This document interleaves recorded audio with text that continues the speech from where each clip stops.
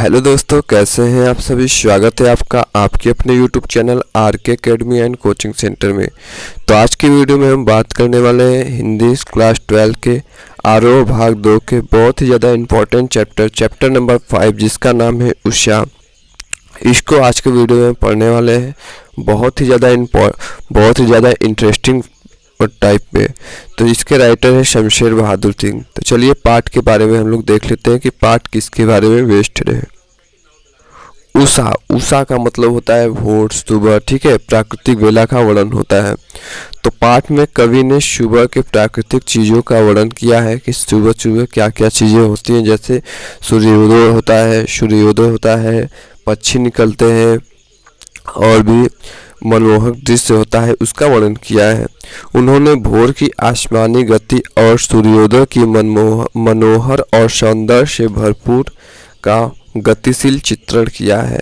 उन्होंने बताया कि किस प्रकार से सूर्योदय होता है और आसमानी गति किस प्रकार से धीरे धीरे अंधेरा छटने लगता है। आसमानी गति उसी प्रकार से होती है ना, अंधेरा छटने लगता है और मनोहर और सौंदर्य से भरपूर क्या हो जाता है, आसमान हो जाता है और दृश्य बहुत ज़्यादा सुंदर दिखने लगता है। और इसी का वर्णन इसने हमारे पाठ में किया है। तो चलिए पाठ को पढ़ते हैं और समझने का प्रयास करते हैं। चलिए स्टार्ट करते हैं। काव्यांश नंबर फर्स्ट बहुत छोटा सा पोएम है और इसे बहुत ही ज़्यादा कम टाइम में हम लोग इसे कवर कर लेंगे। प्रातः नभ था बहुत नीला शंख जैसे भोर का नभ। देखिए प्रातः यानी सुबह, नभ का मतलब होता है आकाश।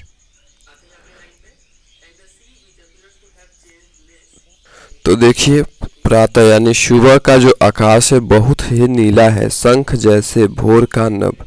देखिए कवि कहना चाह रहा है जो प्रातः यानी सुबह का नभ आकाश है बहुत ही ज़्यादा नीला है। सुबह सुबह क्या होता है, बहुत नीला होता है, ठीक है। किस प्रकार से, जैसे शंख होता है। राख से लिपा हुआ चौका का मतलब जिस पर रोटी बनाई जाती है। गांव से होंगे तो आपको रिलेट कर पाते होंगे। अभी गीला पड़ा है यानी अभी धोया नहीं गया है, धोने के लिए रखा गया है।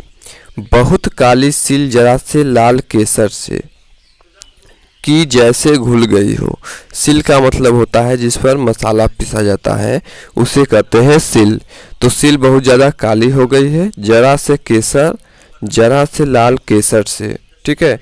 सिल बहुत ही काली पड़ गई है, उसे क्या करना है, धोना है। और किस प्रकार से, इस प्रकार से धोना है कि लाल केसर की तरह चमकने लगे, कि जैसे घुल गई हो। इस प्रकार से धोना है कि लाल केसर की तरह चमक उठे। स्लेट पर या लाल खड़िया चाक मल दी हो किसी ने, ठीक है। स्लेट जो है, स्लेट क्या होता है जिस पर बच्चे लोग लिखते हैं, या लाल खड़िया, ठीक है, चाक मल दी हो किसी ने। अब कवि कह रहे हैं कि जो स्लेट है या लाल खड़िया है उस पर किसी ने लाल खड़िया चाक से मल दिया हो। नीला जल में हो या किसी की गौर झिलमिल दे जैसे हिल रही हो। फिर आगे हम लोग देखते हैं, नीला जल में हो या किसी गौर झिलमिल दे जैसे हिल रहे हो। और ठीक है, करे कि नीला जल हो या किसी गौर झिलमिल दे, सभी देह का मतलब होता है आदमी। देह क्या होता है, शरीर, ठीक है। देह का मतलब शरीर या आदमी, ठीक है।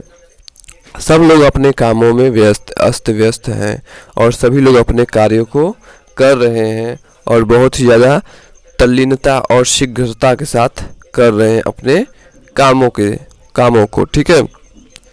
सब लोग अपने कामों को कर रहे हैं और बहुत जल्दी अपने कामों को कर रहे हैं।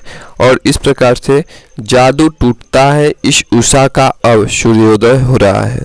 कवि कह रहे हैं जादू टूटता है, यानी अब आसमान से जो काले बादल हैं और जो कालिमा है, ठीक है, जो कालिमा है और जो काले बादल हैं वो खत्म हो रहे हैं, धीरे धीरे कर एक एक कर खत्म हो जा रहे हैं और जादू टूटता है। इस प्रकार से कवि कह रहा है कि जादू टूट रहा है इस उषा का, ठीक है। इस उषा यानी सुबह का, उषा यानी सुबह का जादू टूट रहा है, अब सूर्योदय हो रहा है। सूर्योदय होने का मतलब अब भोर की वेला हो रही है, अब सूर्य निकलने वाला है, अब रात खत्म हो चुकी है और सुबह हो रहा है, और यही से हमारी कविता खत्म हो जाती है। तो दोस्तों, आशा करते हैं कि आपको ये वीडियो बहुत ही अच्छा लगा है। तो हमारे चैनल को लाइक करें, शेयर करें और चैनल को सब्सक्राइब करें। धन्यवाद।